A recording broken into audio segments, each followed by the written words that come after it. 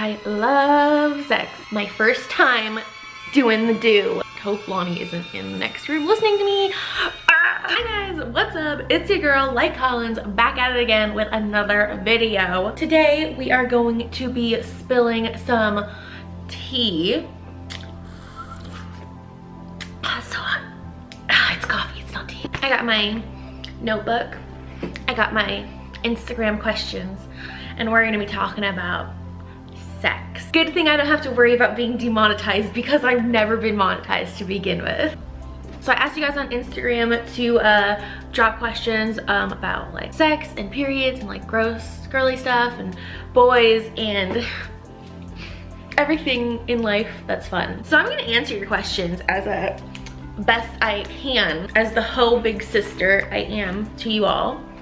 But before we do that, we have to establish some kind of a trust with each other. So I'm gonna be sharing with you some very deep, personal things about my sex life and my sexuality. Let's start this video off with, if you are offended by women having sex and being comfortable within their sexuality, then this video isn't for you. I am not the kind of girl that even believes in virginity or believes in it being a slut. Like, those things aren't real. They're just words made up to make us feel bad and to put us into a box.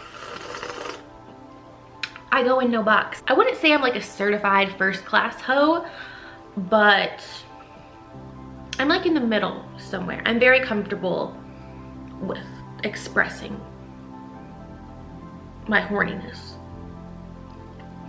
In total, I have had vaginal intercourse, so like the literal definition of sex, vaginal intercourse from a penis with 9 different penises.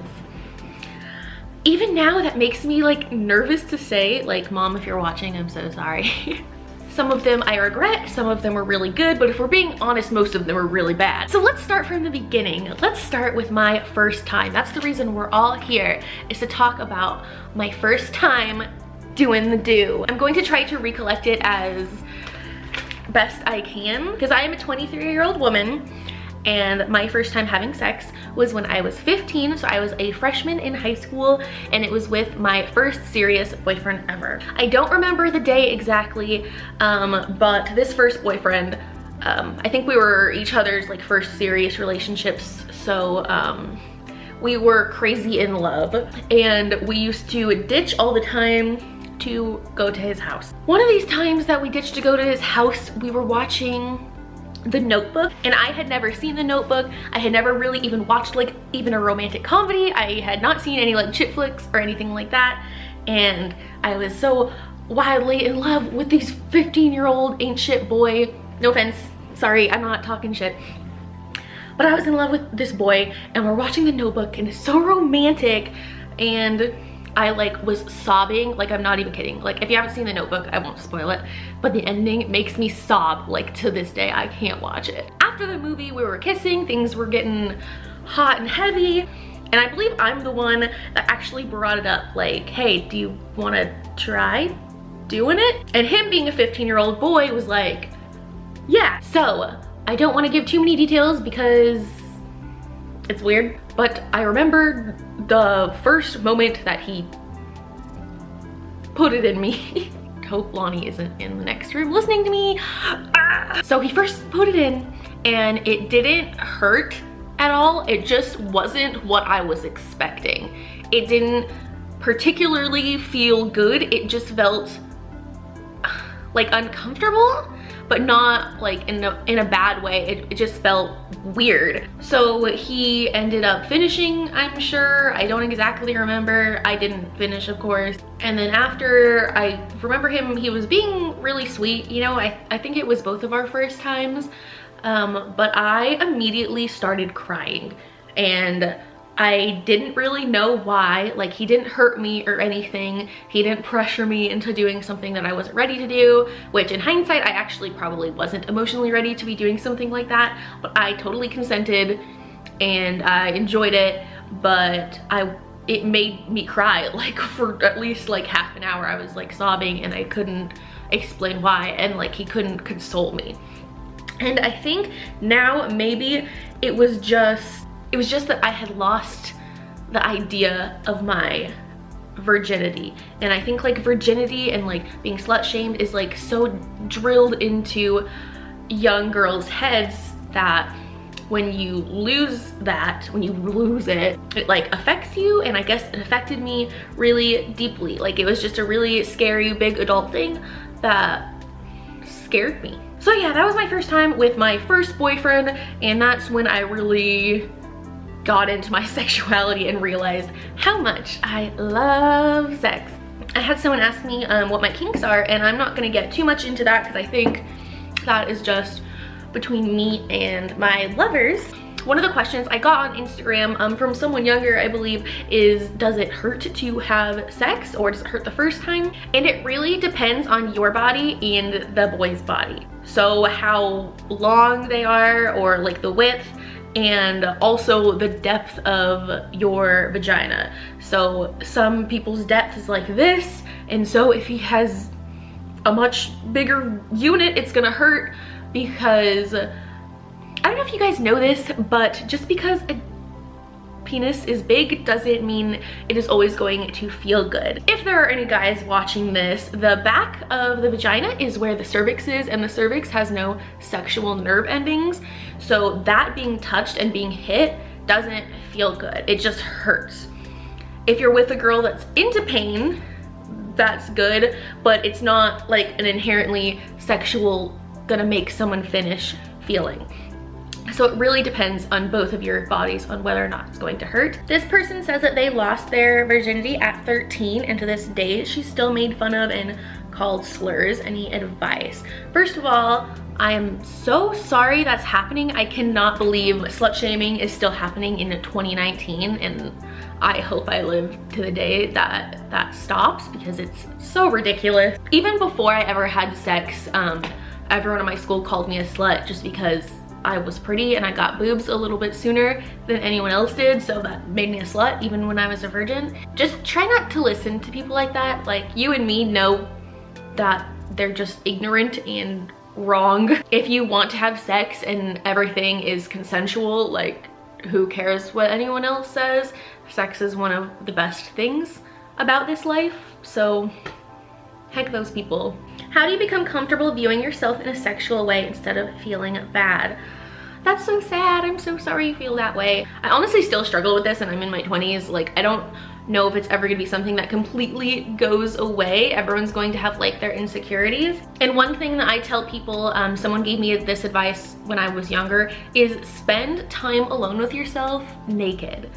Like, just get used to being with your naked body and not covering up. And it kind of makes you more comfortable being naked in front of other people once you are ready to do that. Next, we're gonna talk about periods. One of the questions on Instagram I got is, did I freak out when I got my first period? And yes, mainly because I have some period issues down there. So when I do have my period, most of the time, and my entire life growing up, I have debilitating cramps.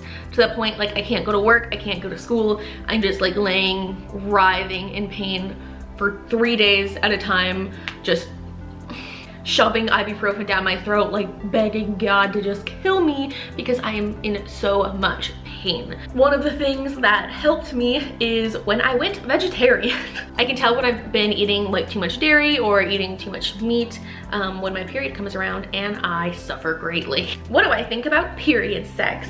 I am a huge supporter of period sex. If a boy thinks period sex is gross, then he doesn't deserve you, honey. Whether or not you believe me, these boys believe me, there's nothing like unsanitary about it. The things that come out of your body, it's like just spit, like making out.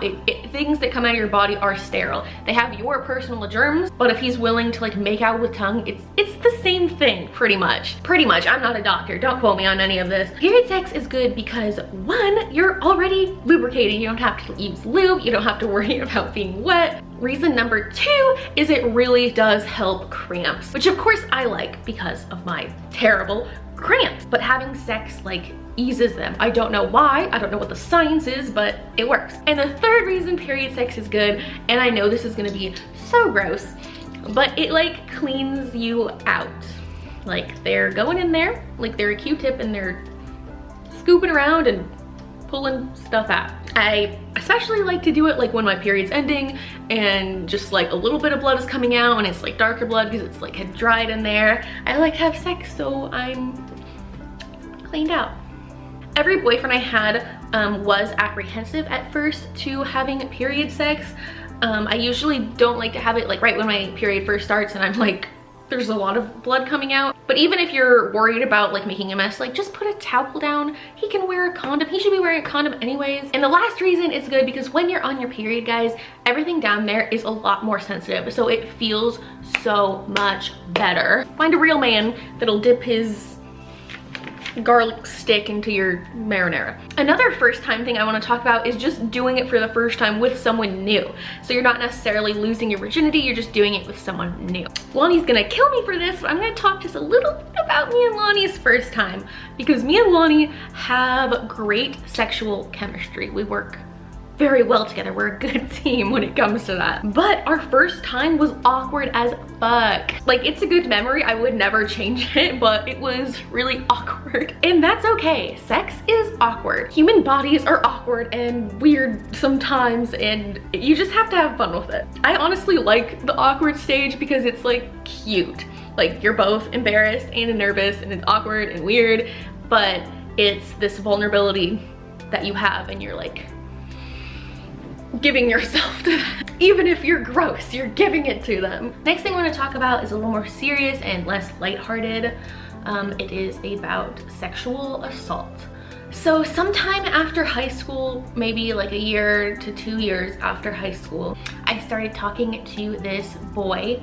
And I had just gotten out of a really long relationship, 3-year relationship. So I was really, really down on myself and kind of just like looking for anyone and anything to give me attention and to get my mind off it. So I started hanging out with this boy who was, I think like 4 years older than me, which like it was legal and everything, but still quite a bit older than me for how old I was. The maturity difference was definitely there. And it wasn't like a guy I grew up with. None of my friends knew who he was. My family didn't know who he was. I was just going to this random guy's house and sleeping over, and I was a lot younger than him. And he wasn't very nice. And things happened and it ended up turning bad, and he ended up assaulting me sexually, and it hurt me for a long time. I ended up getting new boyfriends, and even years later it was very difficult for me to have sex with men that I loved and I trusted, because I would have flashbacks of the assault, and I never told anyone. I tried to tell one of my friends and they gave me kind of like a negative reaction. And then at that same point in my life, I got into a fight with my group of friends, or they decided they didn't like me anymore, so I lost all my friends. I didn't have my boyfriend. This assault just happened, and it was just like one of the darkest points in my life ever. And yeah, it messed up my sex life for a long time after that, and for maybe like a year and a half after, every time I would have sex or do anything sexual or intimate with someone, it would make me cry, or like I couldn't finish it, or I'd have to stop. It was really bad. And it was kind of something I just pushed to the back of my brain and didn't want to think about ever. And then in the past year, I am older now, it's been years. In the past year, I've gone to a psychiatrist to get medication for my depression. I have another video about that. I am on medication, so I'm good now. But years later, they diagnosed me with PTSD from that assault because I was having flashbacks. It was affecting my life. I couldn't do things that I was used to doing. And what it really came down to, what helped me work through it, and I don't know if this will help anyone. Like I said, I'm not like a doctor or an expert or anything. All I know is what I've gone through and how I worked on it myself. I just kind of made it in my brain that I didn't want to give this power to this man that I hate. So it just became reclaiming my power and my sexuality, because I love sex and it sucks. I missed out on like a year of sex because of this thing, but it's okay. People take time to heal, and I took the time and I'm good. I wanted to include this story because I know unfortunately things like this happen to a lot of us out there, and it's not talked about very openly because, well, it's hard to talk about and it's even hard to listen to people talk about. So if you're listening, thank you for sitting through this. Thank you guys for watching. Make sure you're out there getting your orgasms, make sure you're killing your local rapist, and make sure you are having nice, safe, consensual fun. And I will see you guys next time. Bye!